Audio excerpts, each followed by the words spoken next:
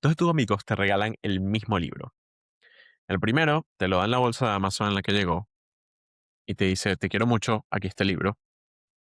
El segundo lo saca de la bolsa, lo envuelve en un papel de regalo con tus motivos favoritos, tus colores favoritos, le pone un lazo muy bonito y escribe una tarjeta que está dedicada a ti.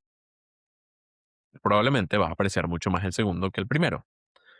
Y esto también pasa con la religión. Hace un par de semanas hablamos de que la Iglesia Católica está teniendo un revival en todo el mundo, y esto es cierto. Sin embargo, no es la denominación cristiana que está creciendo más.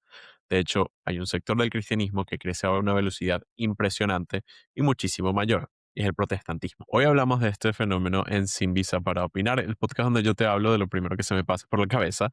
No te olvides de darle like, compartirlo y, desde luego, déjame saber si hay algo que te gustó o no en los comentarios. El protestantismo no es más que un offspring de la Iglesia Católica. Sí, un offspring. ¿Por qué? Inició durante el periodo de la Reforma, hace unos 500 años, cuando Martín Lutero le da por poner en la puerta de su iglesia. Martín Lutero era un sacerdote católico y le da por martillar dos papeles con 95 statements, 95 tesis que son la crítica que él tenía en el momento para con la Iglesia Católica y lo que él creía se debía cambiar. Uno de los cambios principales propuestos es la remoción de 6 de los libros que pertenecían al canon de la Biblia. Es decir, tenías una cantidad de libros, le sacamos 6 para que ese marco teórico sea un poquito más coherente con la visión que él tenía del cristianismo en ese momento. Hasta ahí estamos bien. ¿Y cómo llegamos de sacar 6 libros de la Biblia a estadios que parecen estudios de televisión con pastores que son influencers? Para entenderlo, vámonos a Latinoamérica. No porque haya ya iniciado, sino porque lo que está sucediendo allí ahorita nos da un poquito más de contexto que nos permite explicar. El catolicismo es parte fundamental de la cultura latinoamericana, desde que la región se hizo región, desde que llegaron los conquistadores. Estos llegaron con frailes dominicos, franciscanos, que venían a enseñarnos la palabra de Dios y la religión católica. El castellano y el catolicismo son nuestra base cultural como sociedad, nos guste o no. Desde luego, la Iglesia Católica era el centro de la comunidad. Estaba cerca de la plaza, era el lugar donde te casabas, era quienes llevaban los registros civiles, eran el vértice de la vida de cualquier ciudad, pueblo, nación, lo que quieras, por todo este tiempo.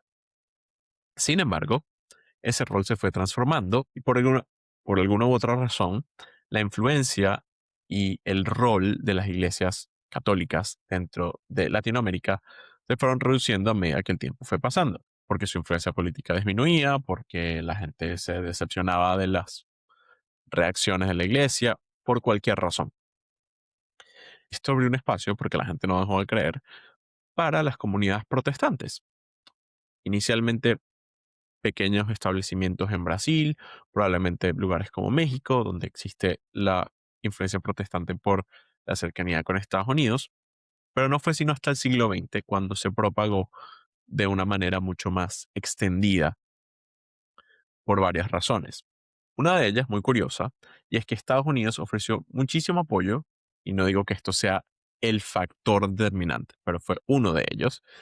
Estados Unidos ofreció muchísima ayuda a las comunidades protestantes en Latinoamérica para contrarrestar un movimiento dentro de la Iglesia Católica Latinoamericana que era la teología de la liberación. La teología de la liberación era una interpretación marxista de los evangelios, la justicia social, la lucha de clases, etcétera, con exponentes muy influyentes como Óscar Arnulfo Romero y muchísimos otros sacerdotes a lo largo de la región, sobre todo en Brasil, Centroamérica, Venezuela, Argentina. Y en el contexto de la Guerra Fría, tener una región plagada por la ideología marxista no era muy atractivo para Estados Unidos. Ajá, pero, y tú me dirás, ajá, pero al final el hecho de que Estados Unidos apoye algo en Latinoamérica no significa que eso se va a volver mainstream.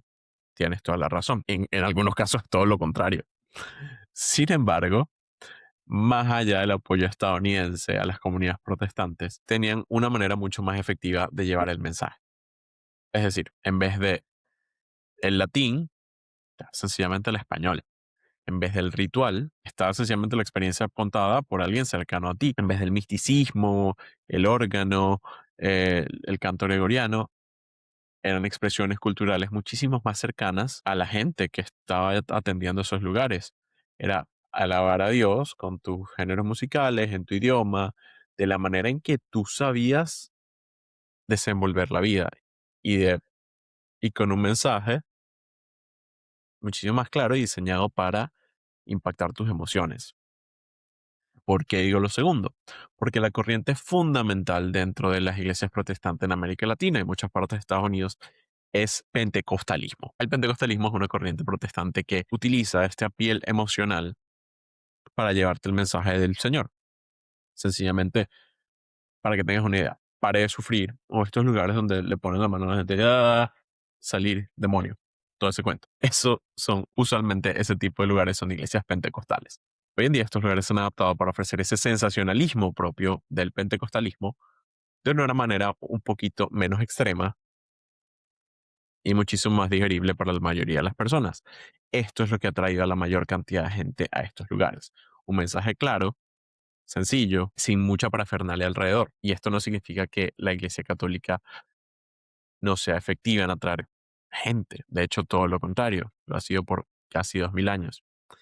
Sencillamente, tenemos que admitir que la Iglesia Católica no es la mejor comunicadora. Más allá de los escándalos y los errores que ha cometido, si tú vas a una iglesia católica, es muy posible que no entiendas lo que te están diciendo, que en algún momento de la experiencia tu mente empiece a distraerse, porque lo que está sucediendo ahí se supone es para alabar a un ente superior, a Dios, a Jesucristo. Ahora, la experiencia protestante está diseñada para hacerte sentir parte de una comunidad antes de cualquier otra cosa. Vas a encontrar a la persona que te dice dónde estacionar el carro, la persona que te saluda en la puerta, la persona que te guía, tal vez una caja con donas o una cafetería, cualquier cosa que te haga sentir en comunidad, que te haga sentir que perteneces, antes de que, de nuevo, varias personas que probablemente se sienten muy cercanas a ti, no están en un púlpito, no llevan ropa distinta, son gente que como tú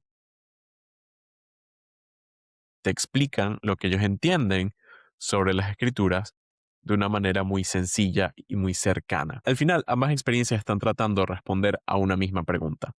¿Quiénes somos, a dónde pertenecemos y en qué creemos? La misma pregunta que se hacen la mayoría de los jóvenes. Obviamente, obviamente se siente que hay una cierta competencia entre ambos lados. Eso no es algo bueno o malo, sencillamente es. En la era donde la mayoría de nosotros convive con el algoritmo de manera diaria, la manera en la que se da el mensaje es muy relevante y va a atraer muchísimo más personas. Si un mensaje está en tu idioma, si un mensaje está diseñado para ser parte de la manera en la que tú consumes contenido, ese mensaje va a ser muchísimo más efectivo. Tal vez el mismo mensaje. En esta competencia, la verdad no hay un ganador claro, y quien te diga que lo hay probablemente está mintiendo. Lo que sí es claro es que el protestantismo va a ganar en la economía de la atención, en la inmediatez emocional y en hacerte sentir parte de una comunidad.